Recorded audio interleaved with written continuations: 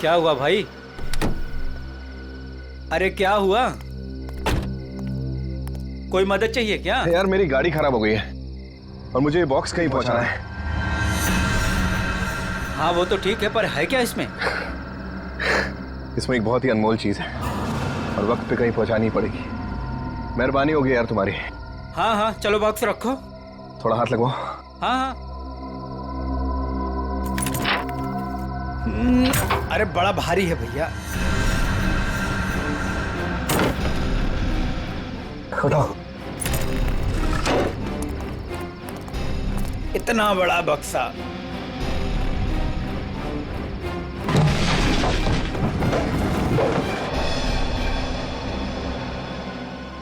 ये एड्रेस है, इस बक्से को इस जगह छोड़ देना। क्या मतलब है? आप नहीं आ रहे हो? एक मिनट, ये कुछ पैसे रखो, इसे सही जगह पहुंचाओ। बक्सा उतारिए। हाँ? मैंने कहा ना बक्सा उतारिए। अरे मुझे नहीं करनी आपकी मत। अरे बेवकूफ समझा आपने? हाँ, बक्से में क्या है क्या नहीं है? तुम ये सब रखो यार, लेकिन टाइम पे बक्सा जिस एड्रेस पे बोला है वहां पहुंचा देना। हाँ देखिए मेरी एक शर्त है, बक्सा खोल के देखूंगा मैं। अरे क्या है क्या नहीं है इसमें। सुन मेरी बात सुन, मेरी नौकरी चली जाएगी, इसे मैं नहीं खोल सकता। बस पास में ही तो जाना है, प्लीज लेके जाओ ना यार। ठीक है भाई, भरोसा करता हूं मैं। इंसान इंसान के ही काम आता है।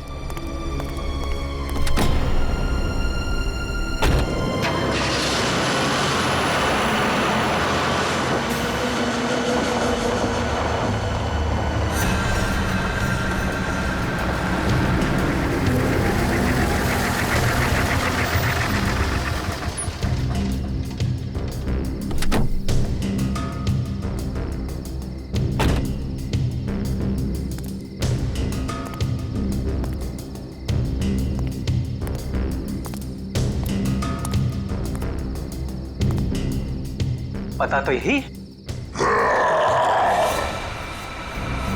कैसी चीख! अपने को क्या बक्सा यहीं उतार के चलता।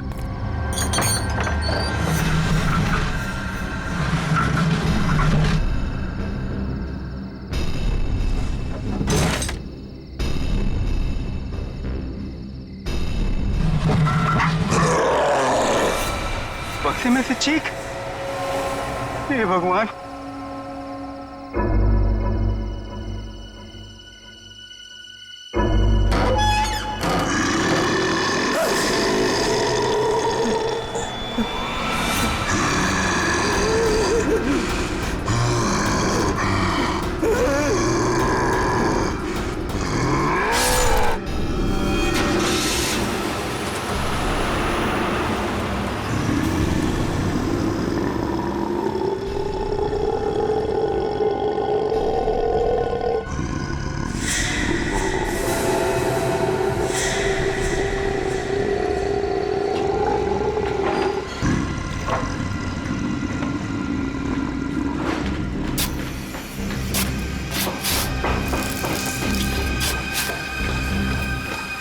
जरा जल्दी जल्दी हाथ पैर चलाओ तुम लोग सब लोग।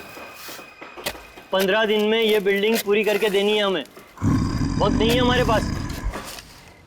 और सोनू, तू इतना सुस्त क्यों है? खाना वाना नहीं खाता क्या? चल जल्दी काम कर। कौन है वहां पे? मैंने पूछा कौन है वहां पे? अभी तो बिल्डिंग का काम भी खत्म नहीं हुआ है और अभी से बिल्डिंग टूटने लगी। सोनू जरा देख तो।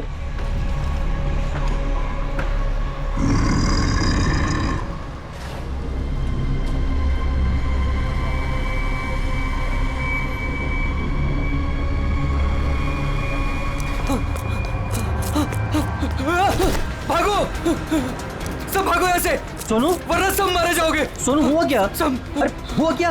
किस चीज की आवाज थी? और ये चेहरे पर निशान कैसा है? पट्टियों वाला मुर्दा। मुर्दा? मुर्दा मुर्दा कुछ नहीं होता है, ये जरूर कोई चोर और घुसाया होगा। एक काम करो, सब लोग मेरे साथ चलो, चलिए मेरे साथ।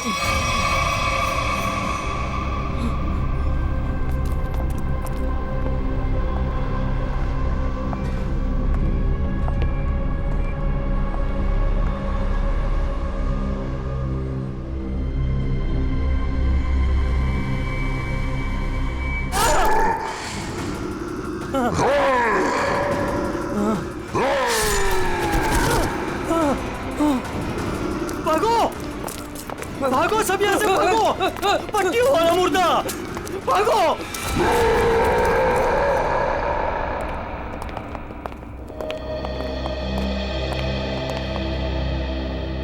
सर, मैंने और मजदूरों ने मिलकर एक फैसला किया है।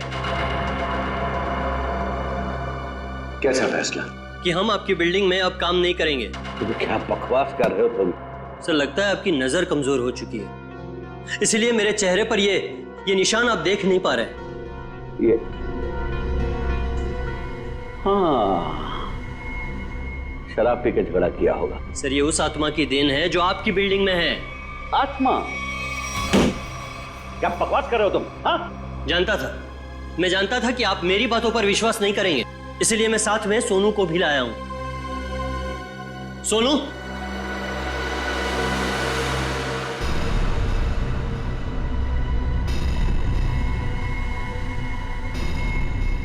देखिए सर, बेचारा इतना घबरा गया है कि कुछ बोल नहीं पा रहा है।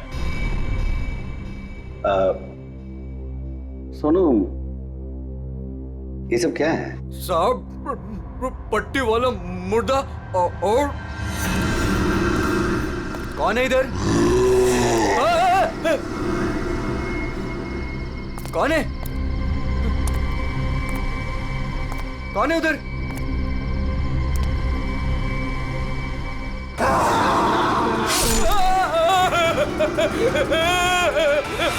मुझे लगता है कि तुम सब लोग काम कम और नशा ज्यादा करते हो, तभी ऐसी बहकी बहकी बातें कर रहे हो। सर, अगर हमारी बातों पर यकीन ना हो तो कोई दूसरे मजदूर रख के क्यों नहीं देख लेते? जब वो अपनी आप बीती सुनाएंगे तब तो आपको विश्वास हो जाएगा ना। बिल्कुल रख लूंगा। इस शहर में मजदूरों की कोई कमी नहीं है। इस शहर में काम की भी कोई कमी नहीं है।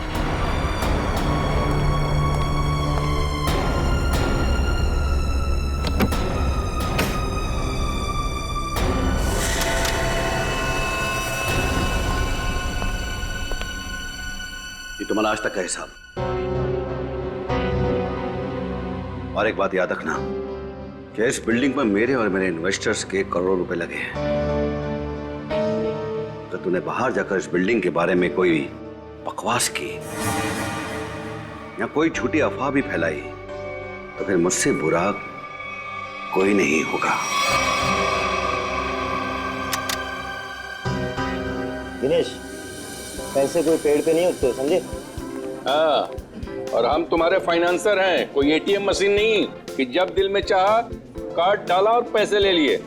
देखिए, आप लोग बेवजह भड़क रहे हैं। बेवजह? तुमने कमिटमेंट किया था, अब तक बिल्डिंग तैयार हो जाएगी, क्या हुआ? हाँ, चंदू, मैं बिरयानी बना रहा हूँ, कोई 2 मिनट में बनने वाला बर्गर नहीं।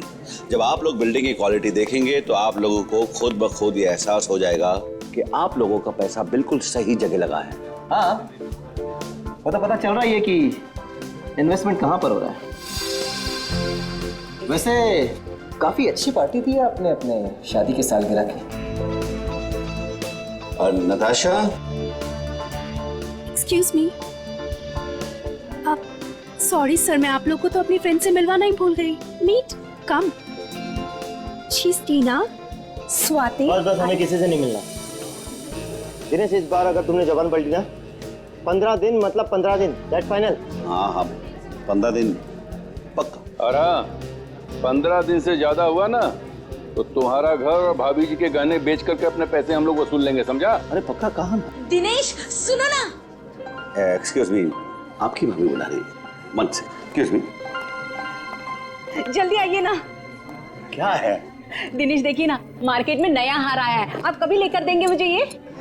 बस हार और गहने, इन चीजों के अलावा तुम्हारे लिए और कोई चीजें इंपॉर्टेंट है ही नहीं। पति जिए या मरे तुम्हें कोई फर्क नहीं पड़ता। मन तो करता है कि तुम्हारा गला दबा दूं। क्या बात है पापा, आप मम्मी पर इस तरह से क्यों चीख रहे हैं? मैंने सिर्फ सालगिरह का तोहफा मांगा था और ये ऐसे कर रहे थे मुझ पर। आशा, ये जो तुम्हारे ठाट बाट और ऐशो आराम है ना, वो केवल इसीलिए है क्योंकि तुम्हारा ये पति दिन रात गधे की तरह काम करता है। पापा, अगर आपके पास इतना ही पैसा है ना तो थोड़ा हम पर भी खर्च कर दो प्लीज। पहले तो आपने फ्लैट देने के लिए भी मना कर दिया और अब जब मम्मी ने आपसे एक छोटा सा हार मांगा तो उसमें भी आपको दिक्कत है।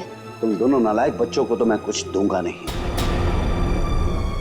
और तुम लोग मेरे घर में रहते हो, इसी बात से खुश रहो।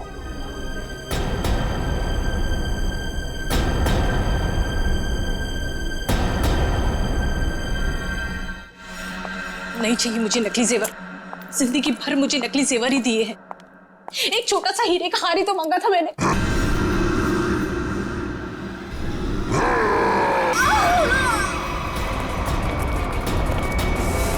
आशा, आशा, आशा, आशा, क्या मम्मी?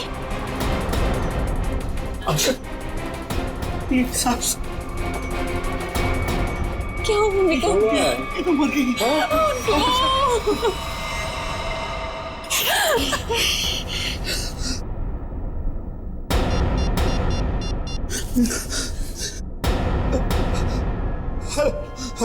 Hello, CID. सर, खून के निशान कॉरिडोर में यहाँ तक आए हैं और आशा जी की चप्पल।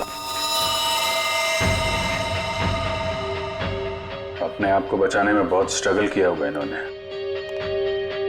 पर खून ही ज्यादा ताकतवर निकला। Excuse me, excuse me. एक सेकंड, एक सेकंड।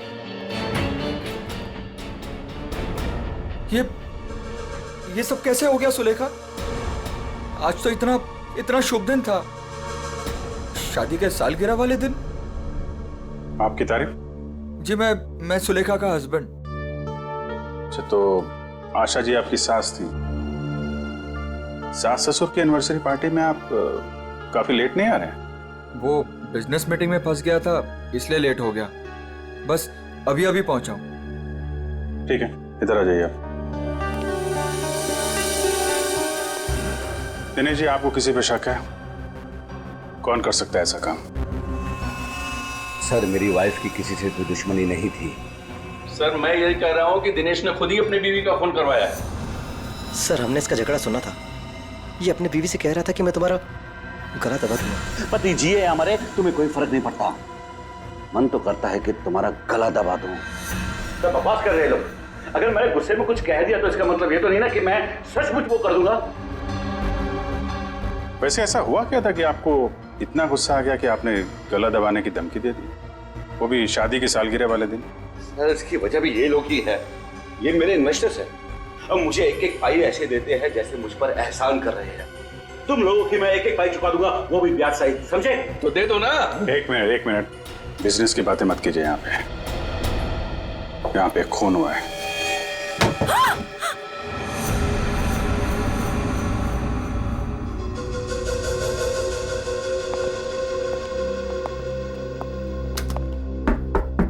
कौन है अंदर?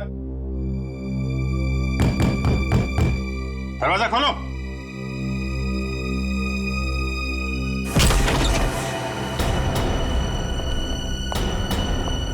ओह माय गॉड, कौन है ये? सुनिए। छोटो, कौन हो तुम हैं? और यहाँ क्यों चुप के बैठी हो? मुर्दा पट्टियों वाला मार डालेगा। सर, डरी हुई है, ऊपर से जख्मी भी। देखो, आप बिल्कुल घबराइए मत। हम लोग सीआईडी से हैं। आपका नाम क्या है? कोमल। कोमल? कोमल, आप यहाँ क्यों चुप के बैठी थी? वो पट्टियों वाला मुर्दा बाहर घूमते हुए देखा। पट्टियों वाला मुर्दा? जैसे मैं यहाँ से बाहर निकली तो पट्टियों वाला मुर्दा बाहर था। अच्छा ठीक है, तुम वो जो भी पट्टियों वाला मुर्दा था उसका स्केच बनवा सकती हो? हाँ। Very good. स्केच आर्टिस्ट को बुलवाओ और इस घर का कोना कोना छान मारो। देखो खूनी के बारे में कुछ सुराग मिलता है क्या। चलो।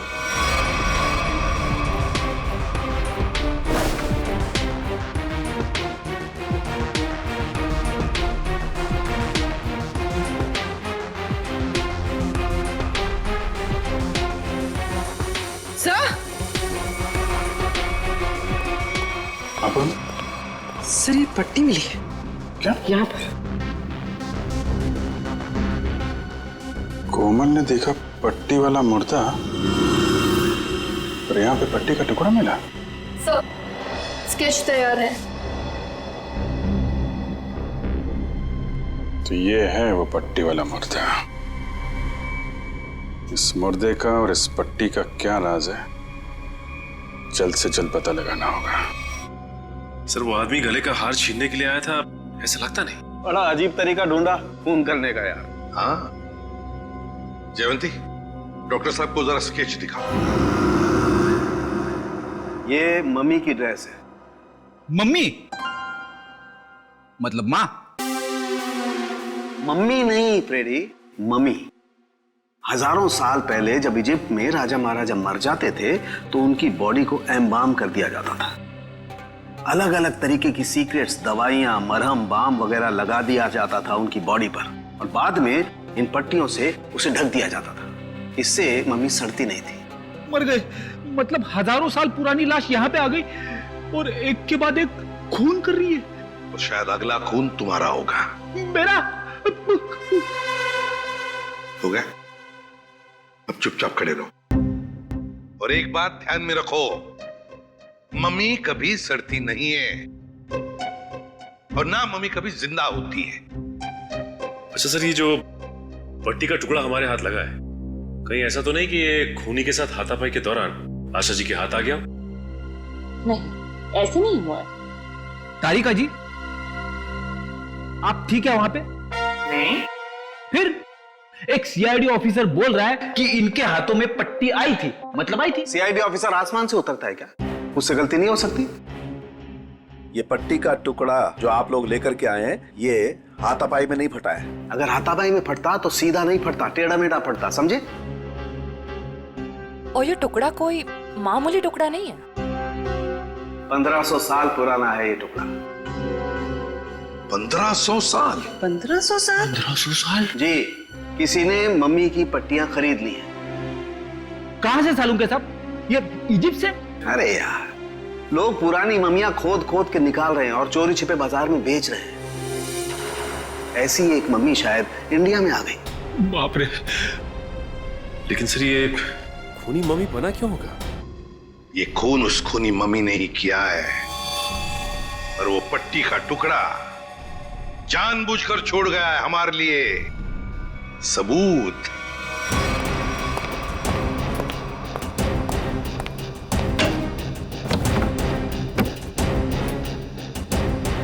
आज तो मैं इस मम्मी का काम तमाम कर दूंगा।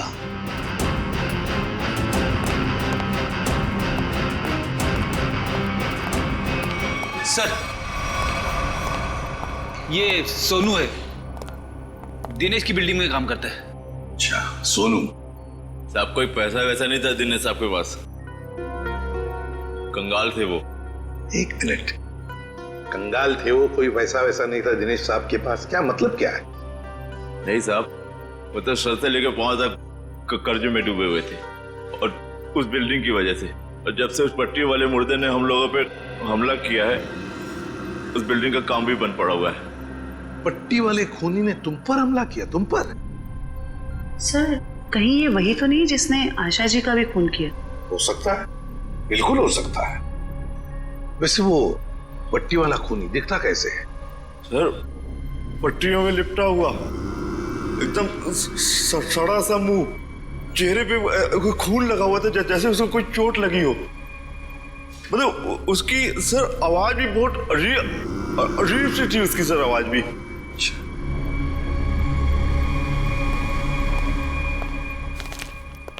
एक मिनट, क्या वो ऐसा दिखता था? हाँ साहब, ये तो था वो। चलो ठीक है, तुम जा सकते हो। अगर जरूरत पड़ी तो हम तुम्हें फिर से बुला लेंगे। सर, ये जो कोई भी आशा जी का खून करने के लिए आया था, या तो पहले से मम्मी बन के आया था या फिर पार्टी में आने के बाद उसने अपना हुलिया बदला है। सर, काम करते हैं, पार्टी का फुटेज देखते हैं।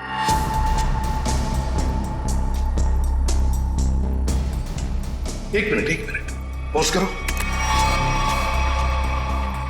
ये देखो, ये है ना महेश, आशा जी की बेटी सुलेखा का पति महेश। हाँ सर, लेकिन ये तो कह रहा था कि आशा जी की मौत के बाद आया था ये पार्टी में। झूठ बोला हमसे, वो झूठ बोला। जयवंती सर, फोन करके बुला लो उसे अभी, इसी वक्त।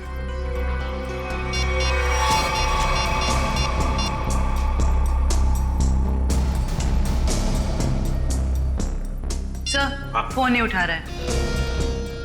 महेश फोन नहीं उठा रहा है, उसकी आधी कारस्तानी तो इसी से समझती है। रेडी, मोबाइल फोन रिकॉर्ड्स निकालो उसके।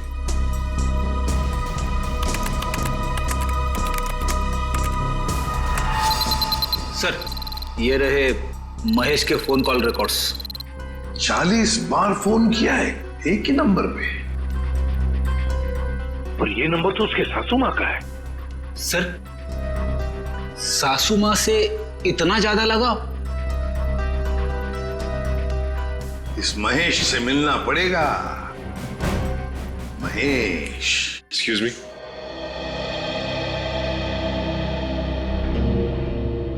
क्या महेश घर पे है इस वक्त? नहीं सर, महेश जी तो अभी घर पे नहीं है। लेकिन प्रॉब्लम क्या है सर? देखिए, महेश ने हम सबसे झूठ बोला। जब आपकी मां का खून हुआ उससे पहले ही महेश वहां मौजूद था। आपका मतलब है मेरे पति ने खून किया है? देखिए, हमें उस पर शक है। लेकिन सर वो ऐसा क्यों करेंगे? पैसों के लिए। पैसों के लिए किया होगा उसने। सब पैसों के लिए? लेकिन सारा पैसा तो डैडी के पास है। उन्होंने आज तक माँ को कभी कुछ नहीं दिया। तो फिर महेश जी जो क्यों हत्या करेंगे मेरी मॉम की? अब ये सब कुछ तो हमें महेश ही बताएगा। लेकिन हाँ, अगर महेश आपसे कांटेक्ट करता है तो हमें खबर कीजिए। तो फ्रेडी, इस महेश का मोबाइल ट्रैक करो, सब पता चल जाएगा।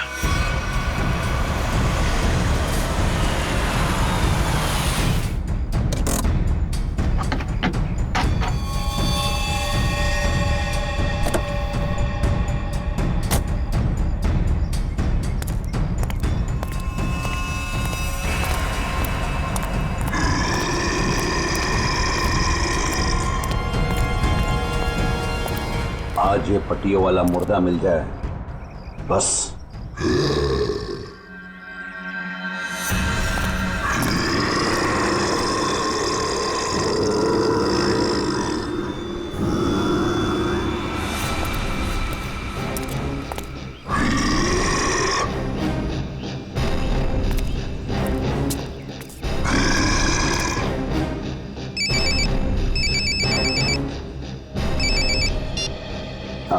हेलो। हाँ हाँ जीतू भाई, हाँ आपके लिए खुशखबरी है। हाँ जी, बिल्डिंग का काम बहुत जल्द शुरू होने वाला है। कोई मजदूर वहाँ काम करने को तैयार नहीं है। क्या तुम वहाँ का सारा काम खुद करोगे? नहीं जीतू भाई, मैं उस वजह को ही खत्म कर दूंगा जिसके कारण सारे मजदूर डरे हुए हैं। आज उस पट्टी वाले मुद्दे का दी एंड है। मैं आपको बाद में फोन करता हूँ।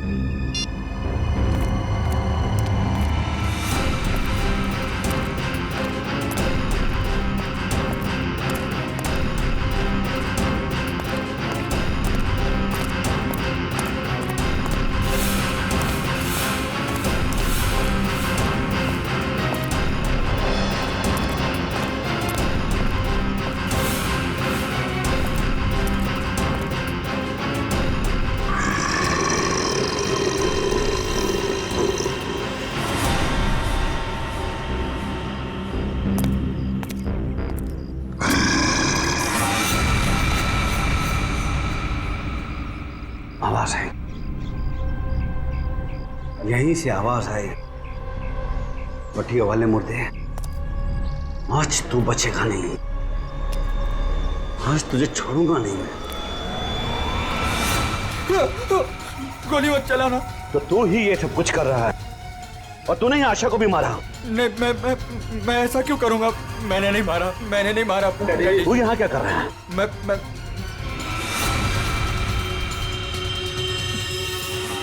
डैडी, वो आपके पीछे है। ना महेश, मैं तेरी किसी भी चाल में आने वाला नहीं।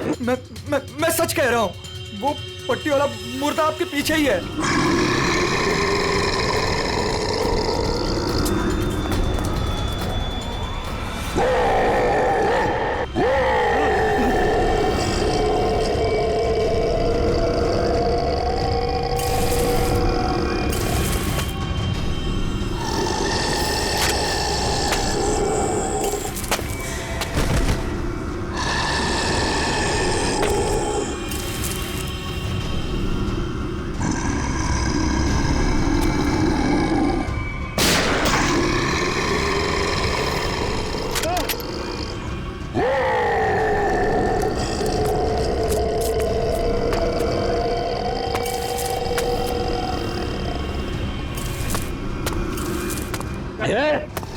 देखो भाई, तू मुझे माफ कर दे।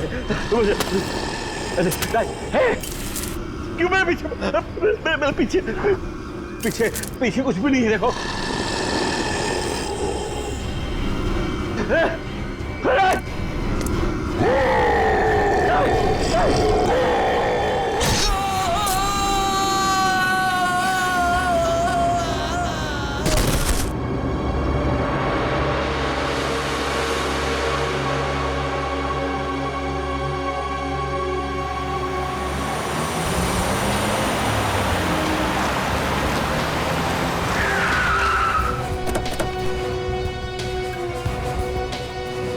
सर, मोबाइल कंपनी वालों से पता चला है कि ये दिनेश का मोबाइल भी यहीं पे है। इससे पहले महेश दिनेश को नुकसान पहुंचाए, हमें उसे बचाना होगा। अरे सर, दिनेश, चलो देखते हैं।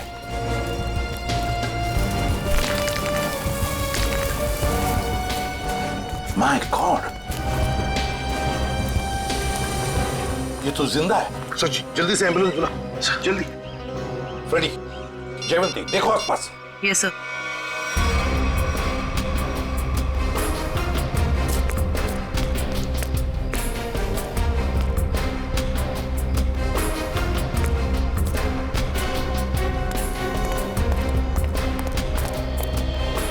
महेश सर। हाँ फ्रेडी, क्या हुआ? सर, महेश बेहोश है। महेश, महेश, सर। हाँ, ये गन पड़ी हुई थी यहाँ पे। सर, हम तो सोच रहे थे कि इन सब के पीछे ये महेश है, लेकिन ये तो खुद ही बेहोश पड़ा है। हाँ, ये तो महेश के होश आने के बाद ही पता चलेगा कि ये सब किसका किया कराया है।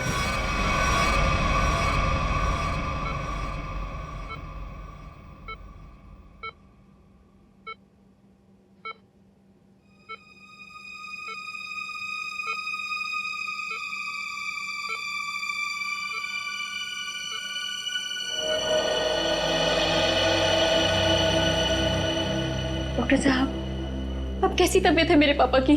फिलहाल इनकी तबीयत नाजुक है, अभी कुछ भी कहना मुश्किल है। 48 घंटे ऑब्जर्वेशन में रखेंगे, फिर देखते हैं क्या करना है। Okay, excuse me. मैं कभी सोच भी नहीं सकती कि मेरा पति इतना घिनौना मुजरिम निकलेगा। पहले तुमने मेरी माँ को मार दिया और अब मेरे पापा पे तुमने हमला किया। ये तुम क्या कह रहे हो सुलेखा? देखो, मैंने ऐसा कुछ भी नहीं किया है। मैं निर्दोष हूँ, बेकसूर हूँ। मैं हर मुजरिम यही कहता है कि उसने कुछ नहीं किया, वो निरपराध है। लेकिन सारे सबूत उसी आदमी की तरफ उंगली उठाकर कह रहे हैं कि ये इस आदमी ने किया है, और वो आदमी है तुम। लेकिन सर, आपके पास ऐसा कौन सा सबूत है जो ये साबित करता है कि खून मैंने किया है? एक हो तो बताए। सबसे पहले तो तुमने हमसे झूठ बोला कि तुम पार्टी में देर से गए, लेकिन सीसीटीवी फुटेज साफ साफ दिखा रही है कि तुम पार्टी में पहले ही मौजूद थे, आशा जी की मौत से पहले। सबूत नंबर 2, 3 दिनों में 40 फोन किए तुमने आशा जी को, जबकि तुम उन्हीं के घर में रहते थे। इतने सारे फोन कॉल करने की वजह? और जिस वक्त क्राइम सीन पर दिनेश जी मिले, उस वक्त सिर्फ एक ही आदमी मौजूद था, वो तुम थे। मैं डर गया था सर, डर गया था।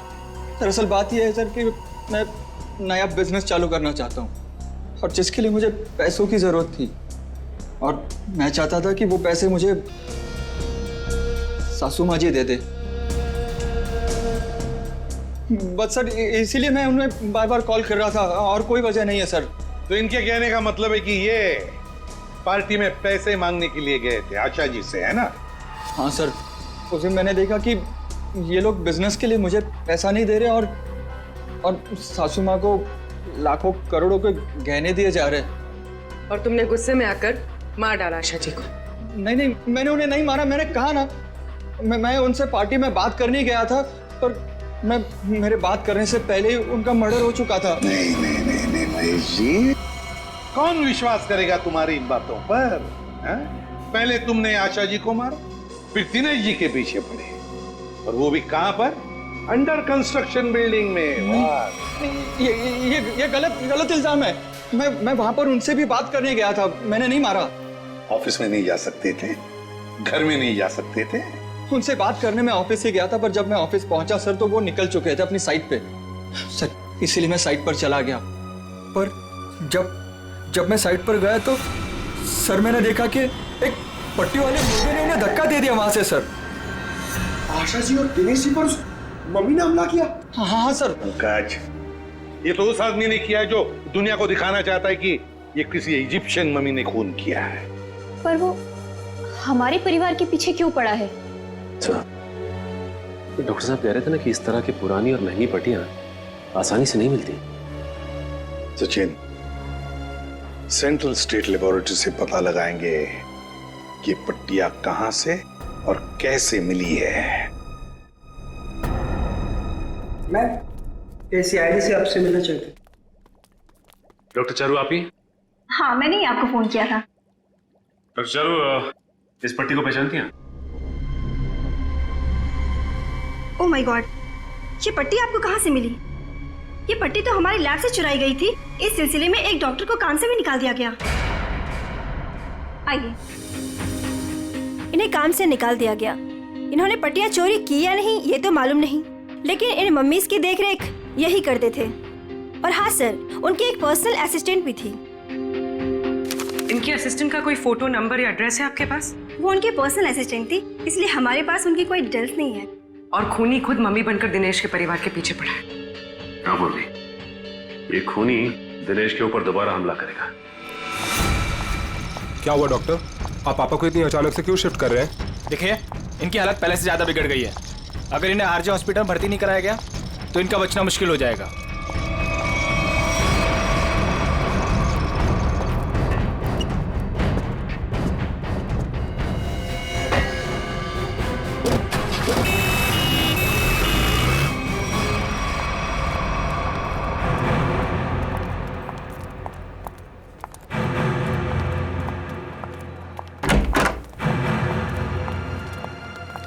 दिनेश जी तो कहीं दिखाई नहीं दे रहे यहाँ पे। वही तो, चलो देखते। अरे डॉक्टर साहब। हाँ जी। ये पेशेंट मिस्टर दिनेश का है? हाँ जी, उनको तो डिस्चार्ज दे दिया है। क्या मतलब तबीयत सुधर गई थी उनकी? नहीं, तबीयत तो नाजुक ही थी, पर उनके परिवार वालों को शायद भरोसा नहीं था कि उनका यहाँ अच्छा इलाज होगा। तो उन्होंने दूसरे डॉक्टर को फोन किया और वो यहाँ से दूसरे हॉस्पिटल ले गए। कौन से hospital? RG hospital. RG hospital, उसका नंबर तो होगा ना यहाँ पर? हाँ जी, रिसेप्शन पे होगा। चलिए आइए बात करा देता हूँ।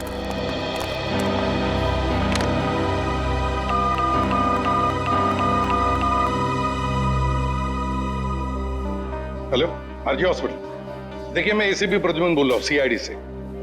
आपके हॉस्पिटल में अभी अभी एक पेशेंट एडमिट हुआ है। दिनेश नाम है उनका। नहीं हुआ है?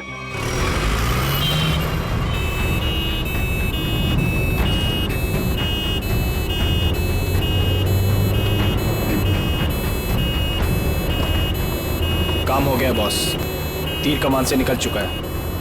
आप निशाना तैयार रखो।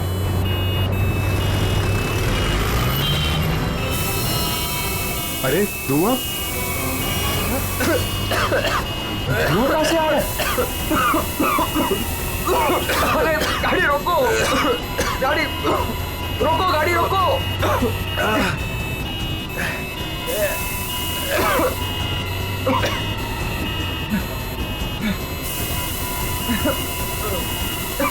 धुआं बढ़ते ही जा रहा है ये।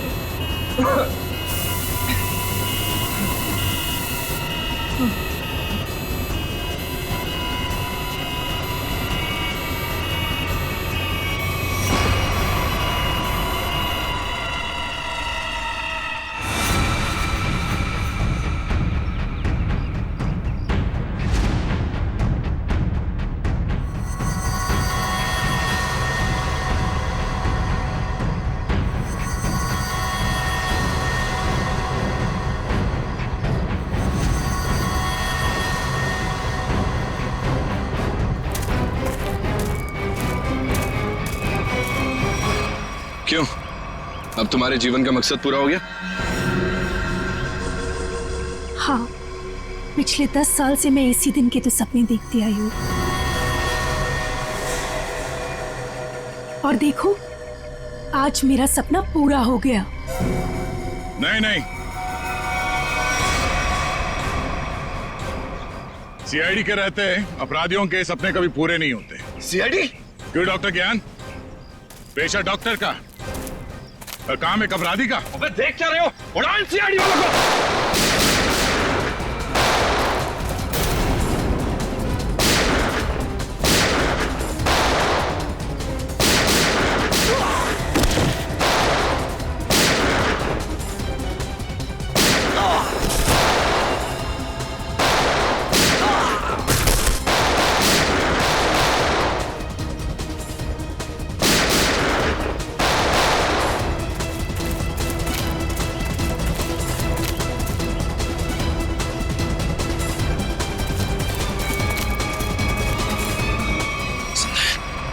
सबके सब बेहोश हैं, इनको होश में आना पड़ेगा।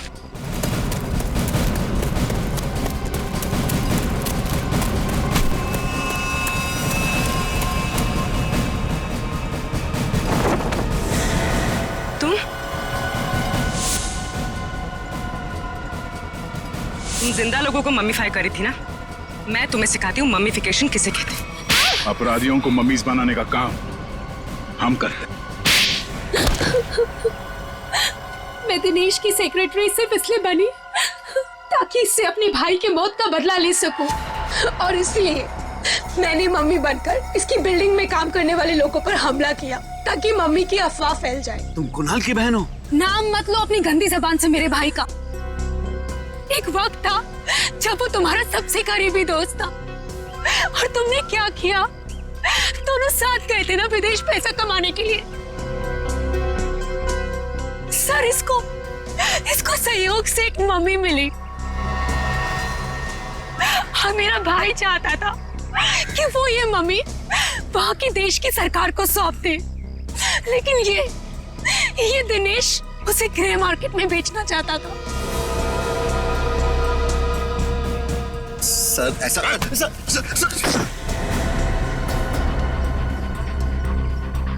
जब कुणाल ने कहा कि वो पुलिस के पास जाएगा तो मैंने उसे मारकर जमीन में गाड़ दिया और मम्मी बेचकर अमीर बन गया। वाह, बहुत अच्छा काम किया तुमने। पैसों के लालच में तुमने दोस्ती को जमीन में गाड़ दिया। मुझसे गलती हो गई सर, मुझे माफ कर दीजिए आप। अब ये तो समझ में आ गया कि तुमने नताशा को नौकरी पे इसलिए रखा क्योंकि तुमने कुणाल की बहन को देखा नहीं था। अगर ये बात समझ में नहीं आई कि डॉक्टर ज्ञान इस सब में तुमने इसका साथ कैसे दिया? मैंने ये सब पैसे के लिए किया। पैसों के लिए अपराध के दलदल में कूद गए तुम। और नताशा, तुम्हें पता कैसे चला कि तुम्हारे भाई का खून इस दिनेश ने किया? जब कई दिनों तक भैया की विदेश से कोई खबर नहीं आई तो मैं उनका पता लेने के लिए इसके घर गई थी, और वहां मैंने सुना कि अपनी बीवी को बता रहा था कि किस तरह इसने मेरे भाई का खून कर दिया और उसे जमीन में गाड़ दिया। आशा ये सब पहले से जानती थी, और इसलिए मुझे उसको मारने का कोई पछतावा नहीं है। पछतावा होगा, तुम सबको बहुत पछतावा होगा जब कानून तुम्हें कड़ी से कड़ी सजा सुनाएगा, शायद फांसी।